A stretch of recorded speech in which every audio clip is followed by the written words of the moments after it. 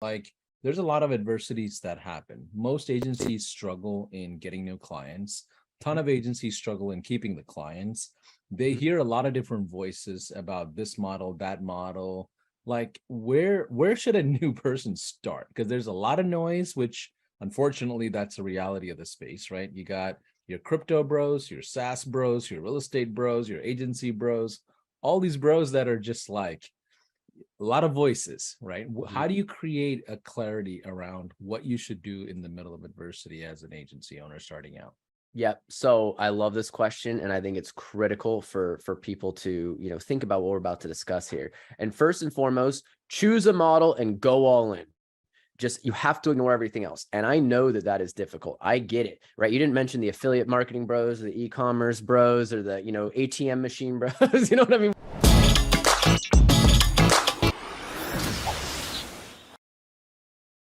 Ladies and gentlemen, it is my honor and privilege to come to you on another amazing high-level podcast with none other than Nik Robbins. If you don't know who Nik Robbins is, this guy is an OG. He's a legend in the space of marketing. When I first started off in 2014, that range in the Billie Jean groups and a couple of other big Sam Ovens groups, Nik was already well past almost everybody. He was the top student at the time. He was the guy that was already crushing all the case studies back then. And he's someone that a lot of us have taken his business models and built around it and built similar things around it. So Nik, it's always an honor to talk to what I would call a friend, as well as a mentor, as well as someone who has quite the impact in the marketing space. So welcome. Man, what an introduction. I appreciate it, man. But it's a pleasure to be here, and I'm so excited. I love what you guys have done. I still remember when this was in infancy, talking with Robin before it literally even got launched, and what you guys have done is nothing short of incredible. So happy to be here and super excited to share some amazing stuff with the community. Yeah, and those of you that are watching, if this is probably maybe one of your first episode, we do hundreds of these all the time over a span of several months between myself and Chase Buckner. There's replays in the YouTube channel. You can watch this on a podcast style in Spotify, iTunes, wherever. And if you're not someone who has high level, take a look at one of the trials and see if it makes sense for you. If not, no worries. We just want to at least tell you there is a way to consolidate all your agency activities into one big centralized, all-in-one operating platform. But either way, in these podcast sessions, we kind of go unscripted, talk about things that really matter in an agency life.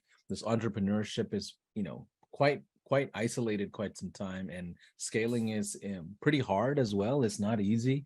And Nik, I know you've been through some recent adversities with your family and things like that. Let's just open up with, how do you deal with tough situations? Because to me, a character is built when there's adversity.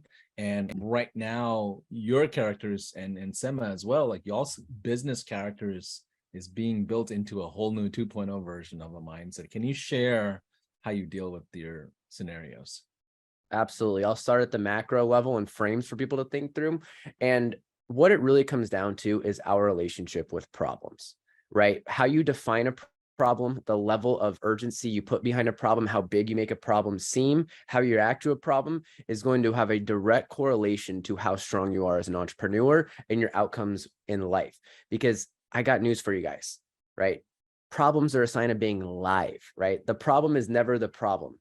The problem is your attitude about the problem, right? Because every single day, your job is to put out fires and literally to solve problems. That's the only reason that we would go high level, build an agency or build a business, is to solve problems. So it starts with that, our framing. What happens? How do you react when something does not go your way?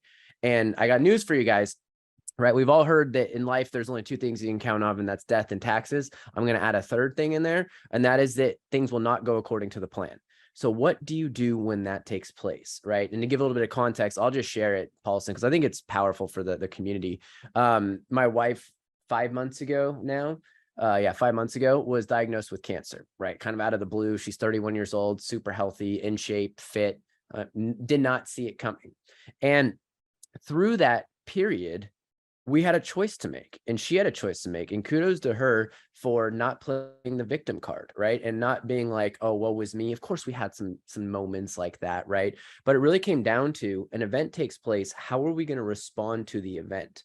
And she's chosen, I've chosen to double down on our mental health, on our physical health, on our business health. We've launched an entirely new business through this time period. She's in amazing shape. She's kicking cancer's ass. I'm happy to support. And so it really comes down to, how do you view the problem when there's one that comes in front of you, right? And I got one more thing I'll share on this. I know I'm speaking a lot. I'm so passionate about this because this has such a direct correlation to where you go. And that is this: you and I, Paulson, we don't experience reality. We experience our interpretation of reality, right? All events are neutral. And so the story and the meaning that you create behind the event that takes place is going to dictate your actions, which is going to lead to your outcomes. And so how do we create those into positive stories? Yeah, I think the important thing here that everyone should take away from is obviously your perspective of your own attitude towards the problem, right? Mhm. And it takes a little bit of experience to go through some of these things. You know, you have to fail in certain areas to kind of grow some thick skin about certain things. Like I've had some pretty tragic family events that happened to me at a young age, and you know, it takes a certain person to just get up and keep going and not be the victim Mhm. and not look for a pat on the back. Oh, you did good dealing with the scenario. It's not even about that. It's about, can you create a new version of yourself? So with that in mind, Nik, let's go through the agency space, right? Like there's a lot of adversities that happen. Most agencies struggle in getting new clients. Ton of agencies struggle in keeping the clients. They Mhm. hear a lot of different voices about this model, that model. Like where should a new person start? Because there's a lot of noise, which unfortunately that's a reality of the space, right? You got your crypto bros, your SaaS bros, your real estate bros, your agency bros, all these bros that are just like a lot of voices, right? Mhm. How do you create a clarity around what you should do in the middle of adversity as an agency owner starting out? Yep. So I love this question, and I think it's critical for people to, think about what we're about to discuss here. And first and foremost, choose a model and go all in.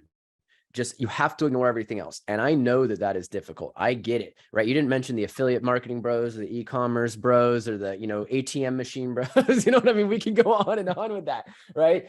And just remember, everyone who's placing an ad in front of you is doing it. They're trying to steal your attention. That's what's happening. So you've got to be able to commit something, go all in, and say, I'm going to make this work.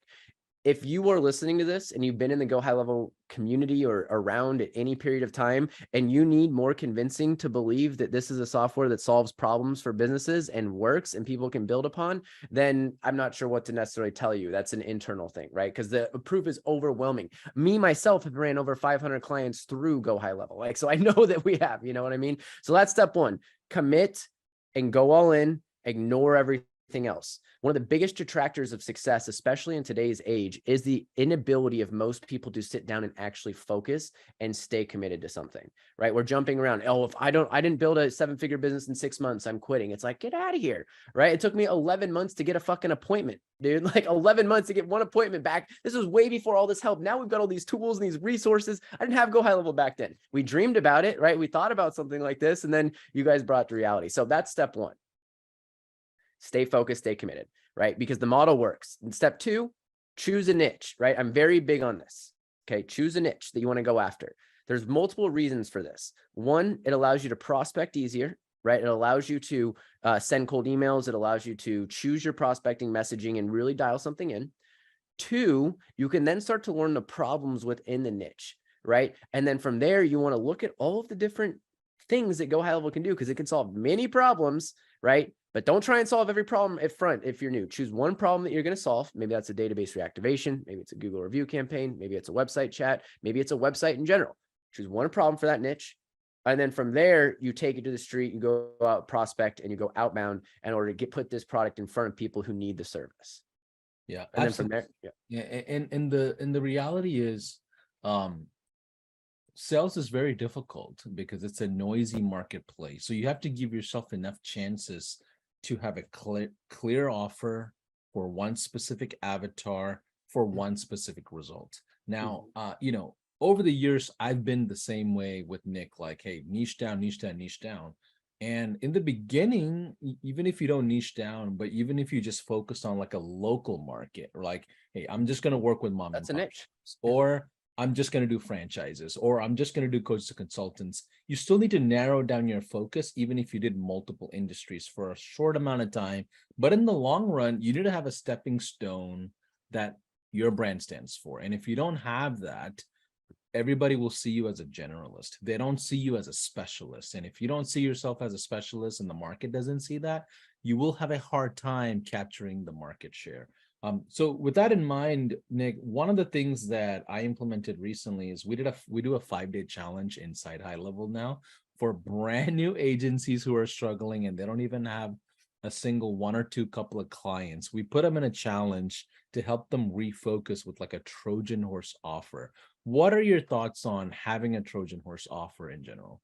I think that it's absolutely 100% the way to go to get started, right? Keep your offer simple. You need to be able to deliver it. You need to be able to go out and solve a problem, and you get your in with somebody. And then from there, you can scale up, expand services, and grow, right? You want to get trust first. What's the best way that you can prove and demonstrate that you can help someone? Actually help them, right? So if that's for a small fee, whatever it might be, there's different ways of doing it, whether it's a trial or a small fee or down. So there's so many different ways to construct it, right? But I think start small and then expand, especially if you aren't gifted in the ability to deliver the information and all the problems you solve. Because if you go in there and you try and do I'm going to put a course together, I'm going to do this, it's amazing everything you've got, but it can be very overwhelming. And if it's overwhelming for you to deliver, it's overwhelming for the client to hear. 100%. And I remember, I know you built your 7-figure agencies, I feel like multiple times. And I remember being part of your coaching programs as well. The Crusaders, if you guys don't know, a lot of the groups Nik runs, you need to check those out. But either way, like, I remember you early on having tactics, right? I remember you charging for your strategy sessions. I remember you taking a consultative approach. I remember you changing up different things. And the cool thing about all of that is agility and the way you adapted with the market. What are things that you see with SaaS today from old previous agency experience that you feel like it's the missing boat? Like, I know we talked about having a gap on the conversion opportunity during sales, right? Like, what are some thoughts there? Oh my gosh. Okay. So the biggest thing by far, I've worked with over 850-ish, maybe 870, somewhere in that, over 800 medical practice. I don't know the exact number at this point. And the problem with 99.999999% of them is always lead management and lead conversion. So to me, that has been by far the biggest thing that I've utilized Go High Level for. And then when we got this, it was a complete game changer. It doubled our retention over the next year, and it massively increased our ability to sell and keep things in place, all that stuff. So the lead conversion, if you were watching this and you were new, just take it from me. I always say, borrow my confidence. I can assure you that if you get on a conversation with a local business owner and you talk to them about how they're handling their leads, I promise you that 1, they are lying, and 2, they suck. Right? There's a 99 point, and I say that with love. If they didn't suck, we wouldn't have an opportunity to solve this problem, right? So they're awful. And if you want proof of this, and this is something I recommend everyone do before, if they're taking sales calls over the phone, right? Opt into their website, build a fake Google Voice number, build a fake Gmail, opt in and see if they even call you. Get this, Paulson. One summer, we were just cranking. This was 2021. Big sales team. We were just cranking. And this is when we really went super deep on the high ticket SaaS model. I remember you probably remember that time. I'm like, dude, this is when we got hundreds of clients on there, right? Anyways, 1,000 phone calls we did an opt-in for, right? We did a fake secret shopper for. I had a sales coordinator at the time, and her job was to do that. 7.5 out of 10 never even called the lead. Out of 1,000, we had a giant sample size. 1 out of 10 called more than once. Wild stuff. And then 0.5 called within, after 24 hours, right? It's crazy, right? So you've got nothing to lose by opting in. Now, maybe they do call you. I don't know, right? But either way, if you opt in and you see that they haven't called, guess what happens when you get on the phone with them? You now have leverage. Great. What's your follow-up process look like? How many leads are converting? Oh, my staff is fantastic. They're the best. Oh, really? How come when I just put in an opt-in form, no one called me? What happened? I've done this over and over again. You want another great question too? This is, oh my God, there's so many things I love about high level for agency, but my favorite question, and I've hosted events for doctors. So like I've had doctors fly around the country and we've spoken with this, right? Between sales calls and events, probably asked to 100 plus doctors. When was the last time that you listened to your staff's phone calls? I had one person ever say he's listened to them within the last month. And that person wasn't a doctor. He was a business owner who happened to own a private practice. You know what I mean? So like, that's all leverage. Anyways, I could go so deep down the sales thing, but like, man, the lead conversion is such a giant opportunity. It's insane. And I haven't even got into the AI booking bots and some of the things I see coming down the pipe that way. Yeah. So you do agree that leading with one, a Trojan horse, and landing and expanding is the way to go. And the Correct. reason why, guys and gals will tell you that is because if you lead with, like, let's say 3 or 4 different options or offers, you're going to confuse them and enter them naturally into 4 or 5 different sales cycles for 4 or 5 different decisions. And they don't really connect the difference between funnel versus automation versus web chat versus Google My Business versus DBRs and maybe Facebook ads. Like, even us as marketing professionals and automation experts, like, we can kind of connect it together.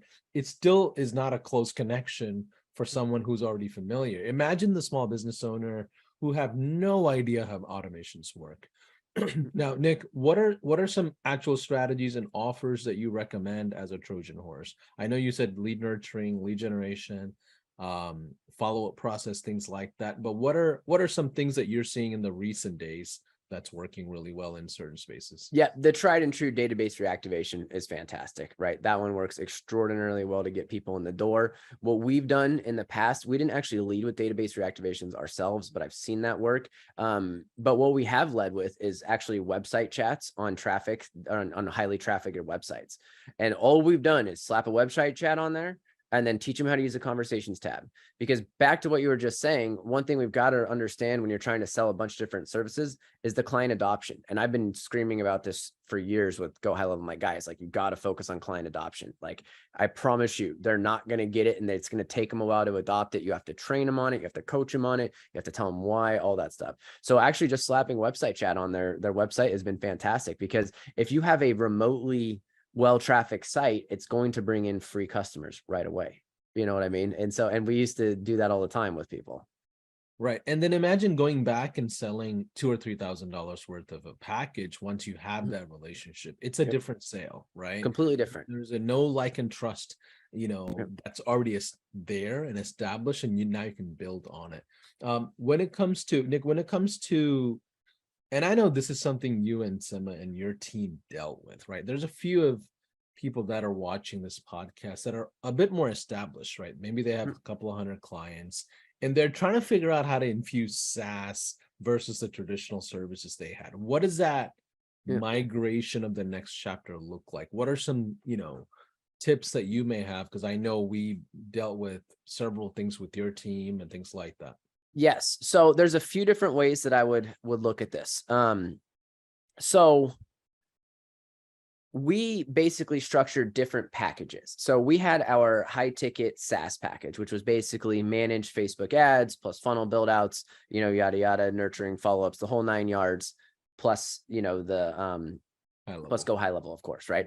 The other way that I would look at selling SaaS personally is coaching and consulting the client into the SaaS product as a backend. So you get an upfront fee, right, for some sort of 6-12 week program, in order to then basically, like, 5,000 upfront, 12 weeks, $297 a month. You get them to adopt the platform. That's another way of doing it. The third way is the $297 straight up webinar style process, right?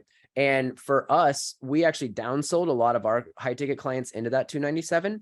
And as we were getting ready, and I actually ended up kind of, selling and doing some different stuff, but as we were getting ready, and how I would sell the $297 is actually via a webinar. And I would basically have it be with that, the free trial, almost the same exact type of process, and like literally run it through there via a webinar. And then basically saying, hey, by the way, you can jump on a call here and we'll just sell you $247 a month over and over again. But basically have it pre-packaged, pre-ready to go, training programs, training protocols, how to use everything, white label, white glove support, all that type of stuff. So those are the 3 different ways that I like to think through it inside of my head. Yeah, I love that because a lot of agencies don't know where to start. And Mhm. one of the things that I always warn people, especially established agencies, you don't have to take your existing clients and convert them into SaaS customers. It's Mhm. totally okay to start fresh with a new line, start Mhm. fresh with a new set of book of business, instead of trying to take existing customers who had a certain expectation. Now you're configuring them with a new offer, and it just kind of gets messy. What are your thoughts on that? I could not agree more. They don't need to be forced over, right? Like at all. And so what you can do, and this is actually really what we ended up doing, because I never built the webinar for the 297 to try and just like spam them through. By spam them, I mean like in bulk, right? Was we just had a package that we could offer to every single prospect we got on the phone with, right? We had the high ticket package, we had the mid ticket, we had the low ticket. Great. You want a database reactivation plus nurturing, 297 a month, right? We'll get started 297 right now. We'll get you going, right? And so we just had a downsell. And that's how we do it. Because here's the thing, like, it really depends on who you want to work with in your avatar. Because some clients at the high end in the agency world who are paying good money and they're big time clients, they can be amazing. Now they can also be complete yahoos and be the worst. Yeah, They can be the ones awful, that right? call you at But 10 p.m. at night. the big thing is, if you have a situation where you can sell anybody you have on the phone with one of these types of packages, that would be the way I would go about it without question.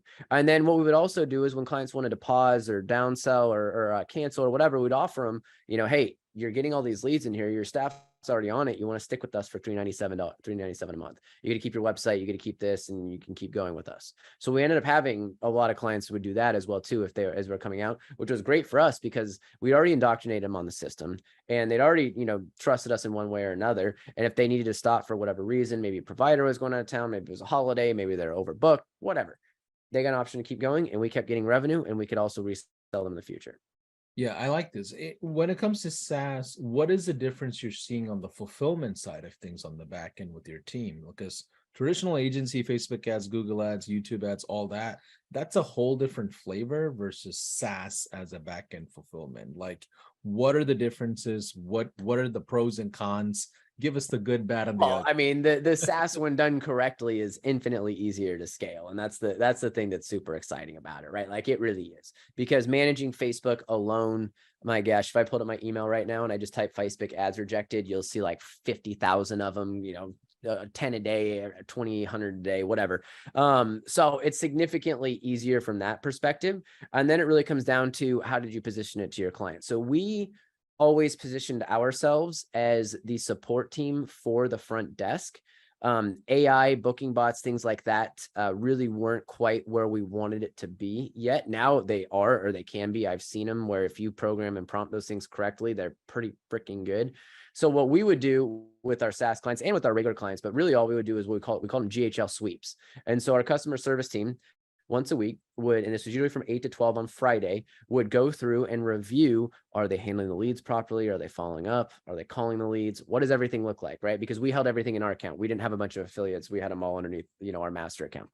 And we could do these sweeps, and we could send a quick Loom video over to each one of our clients. And that was basically our support for that side of things. And if they needed to jump on a call, or if we needed to point something out, then we would make it known. We would congratulate them. So the GHL sweeps are a game changer for us.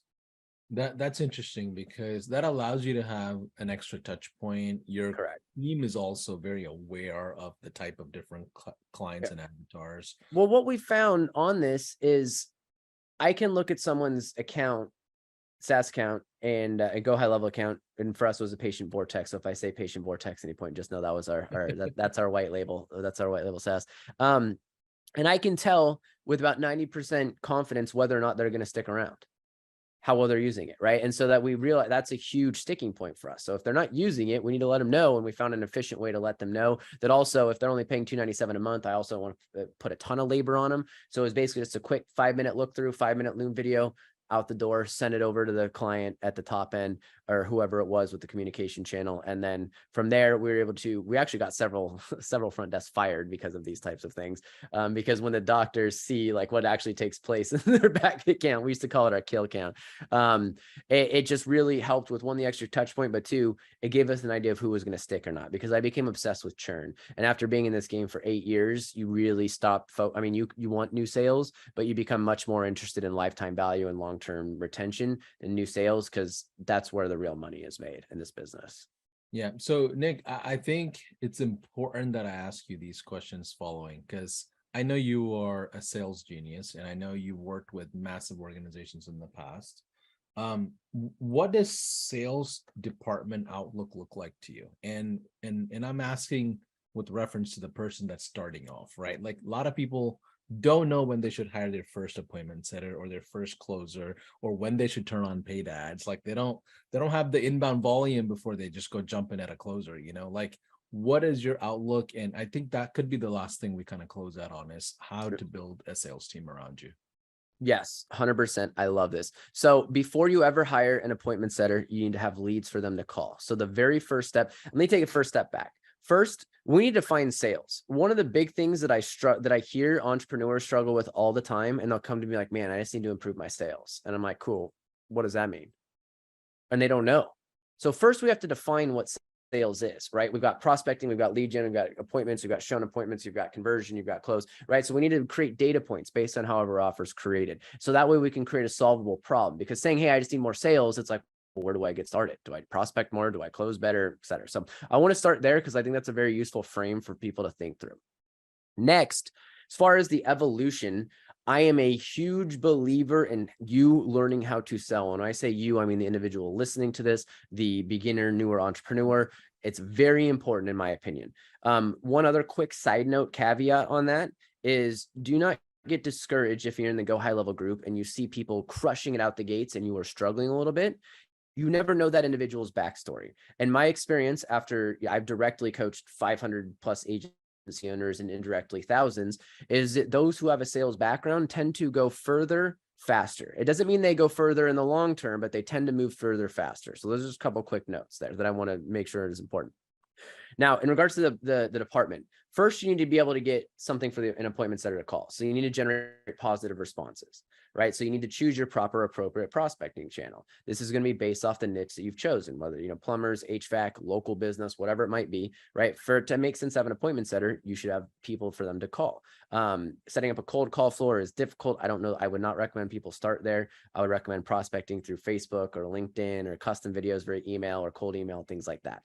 And then once you have enough of those responses coming in, then you can start to look for an appointment setter, right? And that appointment setter is their job is to confirm appointments for you when they show up. I honestly wouldn't do this until you're booking 10 or more appointments a week, right? Until you actually get a setter in there. I think that you should do some groundwork, do some work ahead of time. The only caveats here is if you have a ton of extra capital and maybe you're working a 9-to-5 software type job, something like that. Can we take a moment and talk about the Yep. mindset? Because like people think they can slap on an appointment setter and build a business. Like you need to like look at your calendar, and if there's not enough at bats, you're just making an excuse to offload the rejection that you're afraid of. 100%. That's really what it comes like. It's not even about systems. It's about the mindset around the system first. Yeah. Mindset is more important than everything, honestly. When it comes down to this, that I feel this way. I've been preaching this for a long time. But yes, I'm glad you made that point. And I think that right now, because I've noticed this as well, because of so many ads and so many people DMing you on Facebook and jamming it down your throat, done for you appointment setters, closers, all this stuff, just get rich, 100 appointments booked, blah, blah, blah, blah, blah, right? Like we'll place them in here. I love some of the people who promote those programs and they're friends of mine and things like that, but everyone's doing it. People think, oh, I got to have an appointment setter to make this work. It's like, no, you need to have leads for an appointment setter to work. Then you have to learn. And if you can't manage yourself, right, to get leads, how are you going to manage an appointment setter? Are you going to have end of day reports? How are you going to coach this person? If you've never done any of this, how are you going to give them scripts? How are you going to do all these things? And there's this pie in the sky dream that people think they can just hire away their problems. And that can be true much, much later on in business. It's almost never true at the ground floor when you're just getting started. You need to have some level of experience. So I'm glad you made a point on that, because you got to get good at it first. Go get the rejection, go get told no, and then you can bring someone in and teach them how to do it. Yep. 100%. And I'm a big basketball guy, right? And I think about like your starting lineup.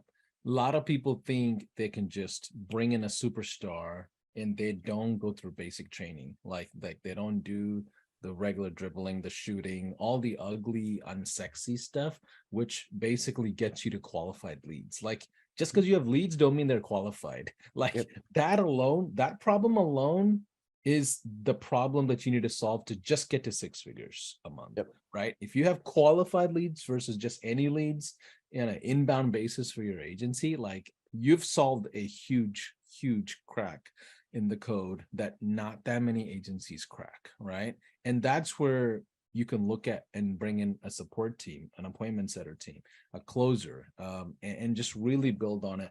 But to Nick's point, like if you can't sell your own Kool-Aid, nobody else going to sell it for you. 100%. Yeah. Get this right now in my new business. Guess who's doing appointment setting and texting for others before I hire someone? Probably you. Probably you. Yeah. Because it's a new industry. It's a new market, right? Yes, I understand the frameworks. Yes, I have a head start, but I'm doing it. I'm doing a lot of stuff. I'm following things through from contracts. I'm playing transaction coordinator. I want to understand what these are before I hire out on things. I'm playing, offer creator, contract creator, deal evaluator, because I'm going to be building a team around these things. So it's super important. And on top of the basketball thing, man, right now, I'm reading this book right here. Yeah. What you're talking about, the boring work. Nobody embodies it better than him. You know what I'm saying? And it's true, right? Like it really is about just doing the boring stuff. People think there's some sexy, crazy answer to what goes on. It's like, nope, if you put a camera behind me every day, it's pretty freaking boring. There's nothing super magical that takes place. It's just me staring at a screen, thinking about better ways to communicate things or build things. You know what I mean? Like that's it. Yeah. And when it comes to sales, like I love the book, Ultimate Sales Machine by Chet Holmes. And the whole big premises of that book is like, a closer that's elite is not necessarily highly skilled versus the average closer. It's just that the elite closers have more at bats, right? So when you think about like Babe Ruth, he just had way more volume of at bats and he swung at more versus the average hitter. And that's really what sales comes down to. Most people, 90% of the agency crowd that I've seen over the last, I don't know now, 8 years, almost 7 years, do not do the work that it takes to actually earn a client. They don't follow up 12, 13 times. They're not relentless. They just give up after the first round of rejections. They're like, that guy and gal don't want my service, or my offer is not good enough. And I'm like, dude, there are agency owners that are running a 7-figure machine with the same offer in the same industry. Literally. That means offer is not the problem. It's you. Bro, I have seen, I cannot tell you over the last few years how many snapshots, how many things I have seen that were significantly more complex and probably better than what we had built, honestly, but we were outselling them like crazy and had way more results and way more testimonials, right? And our lifetime retention was also bigger because we focus on other things, right? Because a lot of people, not that we don't want to learn the software and understand it, but don't mistake moving the needle activities for being busy. Because if you're continuing to try and optimize your snapshot, and you're not running people through your snapshot to get what's actually going to take place, then you're not doing it right, right? You want to go in with some level of understanding, don't get me wrong, but like spending 1,000 hours trying to optimize something and have nobody run through yet is not the way to go. Build something, run people through it, optimize from there. Yeah, do not hide inside high level or behind high level because you're afraid of rejection. You don't need any more than just one feature to go out there. All 500-600 features are built around 20-30 different types of agencies. You don't need most of it, right? You just need 3 or 4 that make sense to move the revenue. And that's quite the trend that we've seen, where people hide behind automations and they're like, oh, I got to build this out, I got to build that out, this is not working, that's not working. And I'm like, when's the last time you had a sales call? When's the last time you had a prospecting campaign? And it's mind-boggling to think that they feel like building, having this big technology package, somehow the market's just going to respond like they're Apple. That's not happening.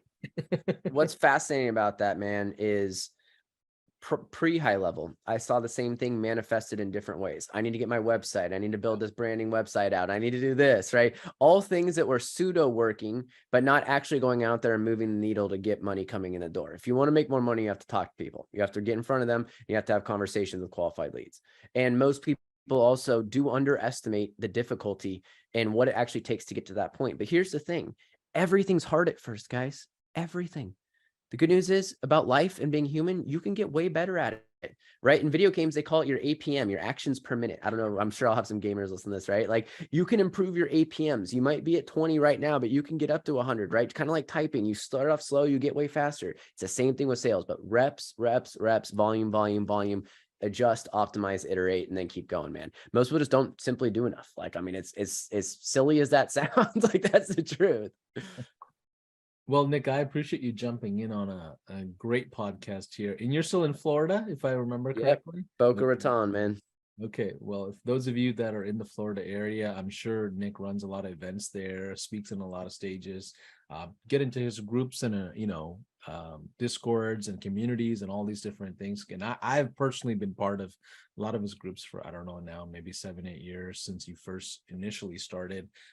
You had groups, so I appreciate you doing all of that. But either way, Nik, any final words to all of our SaaSpreneurs or high levelers out there?